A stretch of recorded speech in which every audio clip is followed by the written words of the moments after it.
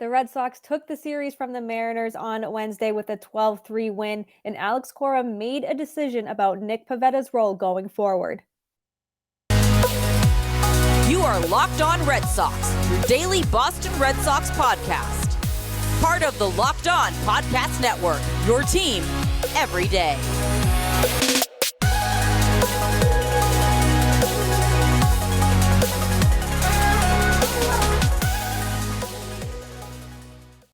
Thank you for making Locked On Red Sox your first listen of every single day. I am your host, Lauren Willand, and the Red Sox now have all the momentum on their side going into their 9-game road trip against the Padres.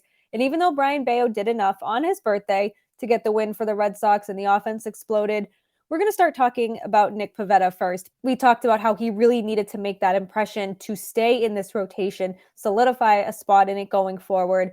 He obviously didn't because Cora did not commit to him starting while the Red Sox were on the West Coast, but Alex Cora did confirm after Wednesday's game that Pivetta will indeed move to the bullpen. If you remember 2 starts ago, Pivetta kind of brushed off the questions about going to the bullpen, about the potential of that, and he didn't really seem interested in answering the question. He was just kind of like, I'm a starter, and that's what I'm going to do. He did get another start after that, but he will not get another start for the foreseeable future. It's unknown how long he will be in the bullpen, but Cora said that's where he's going to go and that he understood the conversation, that Pivetta understood during their conversation that this was what's going to happen. This is the direction of the team right now, and this is what's best for the Red Sox. I mean, there's a logjam in the starting rotation. There soon is going to be a logjam in the bullpen. But after Wednesday's game, he was ready to answer questions, and he just seems very ready to help the Red Sox win. He did say that I'm grateful for every opportunity I'm given helping my team achieve our goals. I'm going to go out there and do my job, put up zeros,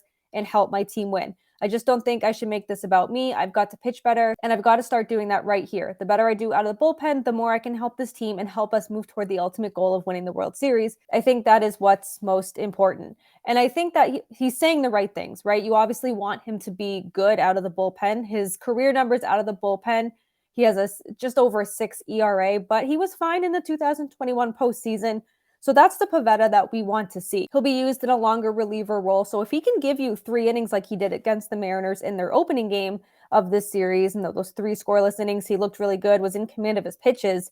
And if he can give you that out of the bullpen, I'd say that's a win-win in moving him there. Pivetta said he's still going to go out there and compete. He enjoys playing for the Red Sox, and any time that he can go out and help his team, that's what he's going to do. So I do think that it was hard for him to make that transition, especially because you're a starting pitcher. We've talked to starting pitchers, we've talked to relievers on this show, and their routine in general, how it can get messed up, and then you have to do a new routine. I guess you could call it first world problems, but Pivetta now knows what his role is going to be. And judging from this rotation, I think he's going to find a home in the Red Sox bullpen this year. I know I had mentioned before about Tanner Houck potentially moving to the bullpen. I still think that's a strong option for Boston, especially if he continues to struggle that second and third time through the lineup, because if Houck can give you dominant pitching that first time through the lineup, he's also going to excel out of the bullpen. But that's, questions for Alex Cora to answer down the road, and probably sooner rather than later. Tanner Houck indeed will pitch Monday when their series begins against the Angels. And Alex Cora said that they believe Brayan Bello will make his next start on regular rest. So the Red Sox rotation is back to 5 after Pivetta going to the bullpen. You have Corey Kluber, you have Chris Sale, you have James Paxton, Tanner Houck, and Brayan Bello. They're all going to make their next starts on their regular rest schedule. But things could change after that because Garrett Whitlock is coming back from the injured list. He looks strong in Worcester, and everything is pointing to him being a starter when he returns. So that's another question that Cora will have to answer. Is this going to be Kluber's last time in the rotation? Is he going to have to move to the bullpen? Are they going to put Houck in the bullpen? Are they going to put anyone else in the bullpen? Will they put Garrett Whitlock out there? There's a lot of questions now, but the bullpen is also filling up because Pivetta joined Cutter Crawford, who's going to be activated. You have Josh Winkowski, Kenley Jansen, Chris Martin, Jolie Rodriguez, Richard Blyer.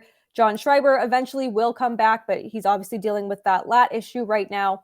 So a lot of questions that are on Alex Cora's plate right now. It's a bit crowded, but as we've said before, this could be a good problem to have. I think it is a good problem to have, but you just want to make the right decisions for your team. You want to put the right people in the bullpen. You want to put the right people on the mound every single night when you start a game, especially when you're going into a series against the Padres. They're a very strong team. You want to bring your best, and I think they can. I think the Red Sox can. They have all that momentum on their side now after bouncing back from the series loss, or the series opening loss against the Mariners. So more questions are on the horizon, which means more answers are on the horizon. But someone who indeed will make his next start is Brayan Bello. He struck out 7 over 5 innings of work on Wednesday. We will talk about his start and how the offense exploded in our next segment of the Locked On Red Sox podcast, just as soon as I tell you about Birddogs. Because Birddogs, they're comfortable, they're versatile, and their fit is like no other. They fit me like a glove. I absolutely love my order. I just got it in the other day. They say look good, feel good, and when you're wearing Birddogs, that's exactly how you're going to feel. You're going to look good, you're going to feel good, because what you're wearing is going to fit you. It's going to make you feel good, whether you go to the gym, whether you're going golfing, maybe you're going to work. These are so versatile. You can wear them to the gym and then to work. Maybe not in that order. Maybe you change out of your gym Birddogs and then put on your work Birddogs. But if you feel like going golfing in a pair of Birddogs, put them on and you can go meet some friends afterwards. There's honestly nothing that Birddogs can't do. They can be worn in any situation. You have the host from the Pardon My Take podcast. They don't wear pants. They famously never wear pants. But you know what they do wear is that they wear Birddogs. They love them. They swear by them. I swear by them, and you will soon swear by them too. So how do you get your pair of Birddogs? You go to birddogs.com/lockedonmlb, and there you'll enter your promo code LOCKEDONMLB, and they'll throw in a free custom Birddogs Yeti style tumbler with every order. I just got my tumbler as well. I love this thing. It never leaves my side now. It has become my emotional support cup after my OG one broke, but who does not love a good tumbler? Head on over to birddogs.com/lockedonmlb, promo code LOCKEDONMLB to get your order started and to get that free tumbler. Brayan Bello celebrated his 24th birthday with a win, but it didn't come without surrendering 5 walks. So the good news is that he only allowed 1 earned run. So you look at those walks and you're like, oh, okay, like sure, you'd like to limit those, but at least they didn't turn into 5 runs or even more runs than that. He did have 7 Ks. So overall, it was a fine start. I think as he continues to work his way up and continue to get stretched out and pitch more innings, you're going to see these walks get limited, but averaging a walk per inning really isn't ideal. But these are things he can fix, and I think these are things that he will fix going forward. He will make his next start. So be interesting to see how he bounces back. And it's weird to say bounce back because, like I said, the start was fine. There's not too much to gripe with there except the walks. But Bello called it a tricky situation, saying that he was battling every inning to kind of get a feel for his pitches. And he said that his hands were getting cold. So it was a battle because of the conditions. It was not a warm night in Boston on Wednesday. It was cold, and there was a freeze warning in some parts of Massachusetts. So it was colder than what the Red Sox have been used to. It's felt like summer the last few days and a very nice, mild spring. And then you have this, 32-degree night. It's cold. It's cold out there. Cora also weighed in on Bello's outing. He called it a bit erratic, but still said that his stuff plays. There was a lot of swings and misses with his sinker. And even though he struggled with command, he still was able to give the Red Sox 5 innings. And the offense, of course, gave them the big lead. So big shout out to that offense, because Bello would not have been able to secure that W without the offense, which was led by Justin Turner. He's had a really strong last 2 games. He went 3 for 4 on Wednesday. He had a home run, a double, and he had 2 RBI, scored 3 of his own. And he has appeared in all 44 games for Boston this season, and his slash line is 280, 368, and 427. So not a bad pickup over the offseason. I know that I was questioning the signing a little bit. I know some fans had some questions regarding it, but he's proving that he can play every game and that he can contribute to this offense. And I think that that's why he was brought in here, not just to be a veteran presence and a bit of a leader, but to kind of get this lineup going, to provide that offense. No, he's not the person he was 5-6 years ago, but he's making an impact on this lineup, and we're seeing it pretty much every night, and we certainly saw it Wednesday night. But we have to talk about Pablo Reyes, who's looking like a huge win for Chaim Bloom right now. He was acquired from the A's for cash consideration, so the Red Sox got him for essentially nothing. And talk about making an impact right away, and he did that on Wednesday. Right now, Reyes has a 5-game hitting streak. He's gone 8 for 19 at the plate, and that included going 2 for 5 with 4 RBI on Wednesday. He's really credited his teammates helping him with his confidence. He's a minor league player. He comes to the Red Sox organization, immediately gets inserted into the lineup, and is expected to fill major voids on this team that the Red Sox have right now in the infield. And he's just fit in seamlessly. He's made some nice plays at shortstop. He's obviously hitting the ball very well. And he said that he's getting his confidence from his teammates. And he said that his mentality is that people are saying that this is the same baseball that they're playing in the minor league. So his mentality is just to help the team win, whether it's running or the defense or the offense. And that's exactly what he's done. I've loved watching him play. He's so much fun on the base path. He's so much fun when he's on the field. And of course, at the plate, he's just really good fit right now. And this is what you want to see, right? When you get the notification that the Red Sox trade for him, you're thinking, who is this? Like, how is he going to make an impact on this team? Or you just think, well, we got him for cash consideration. So if he ends up stinking, it's really not the end of the world. But he's off to a really good start right now. And hopefully that can continue into the West Coast road trip, because I'm just having a lot of fun watching him play. And like I said, he's making a contribution to this lineup. He's helping the Red Sox win.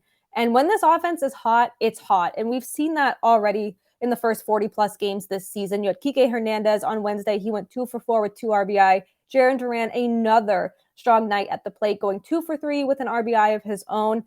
And I know we talked about Jarren Duran Wednesday. We're probably going to talk about Jarren Duran tomorrow as well. And it's really, really nice to see that he is just really coming into this really serviceable MLB player. He leads the team in stolen bases. He's really proving that he's more than just speed, and he's contributing at the plate. He's making plays in the outfield, and he's silencing a lot of the hate that he got last year. And yes, that hate that he got was warranted, and the criticism he received was warranted, but we can always walk that back, and he can always prove the people wrong. And that's exactly what he's doing. So it's been really, really good to see. And I'm really glad that he seems to have figured things out, not just in baseball, but really mentally as well, because he just looks completely like a different player. He's having fun, and he's more focused on what the task at hand is. So props to Jarren Duran. Hopefully he can continue to be this kind of player. And you have a tough stretch coming up. Going to the West Coast for a while is not easy. You have to start the series with the Padres, a very tough team. So let's keep this rolling for him. Let's keep all the good vibes rolling for this team, and let's keep this offense hot. We have one more segment here in the Locked On Red Sox podcast. Of course, we'll end the show with the mental health minute, but first I want to tell you about Sorare, which is a revolutionary fantasy baseball game and marketplace that transforms fans into owners with officially licensed digital cards featuring players from every single MLB team. Unlike other fantasy baseball